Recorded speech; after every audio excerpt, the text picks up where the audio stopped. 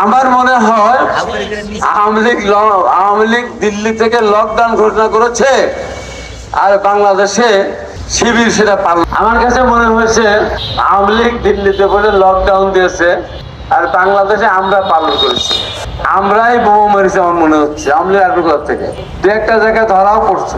নাম বলতে চাই না, বললে তো আমার পরে এমনিই রাগ। সারা পৃথিবী থেকে যারা যেখানে আছেন প্রতিদিন 7 বার গালি দেয় আমাকে। তারপরে বলবো চট্টগ্রামে আমাদের প্রার্থীর উপর হামলা হলো, একজন মারা গেলেন, সাথে সাথে প্রচার হলো বিএনপি গ্রুপের কারণে নমিনেশন পায়নি, তারা গুলি করেছে। পরবর্তী গিয়ে পর্যায়ে দেখা গেল না ওটা শিবিরেরই কর্মী। সত্য না মিথ্যা? সত্য। এনসিপি অফিসের সামনে বোমা মারলো, সেখানে ধরা পড়লো সেটাকে শিবির। এটা সত্য না মিথ্যা? অনেক জায়গায় বাসে পেট্রোল বোমা মারতেছে, সেখানে ধরা পড়ছে যে সেখানেও কে শিবির।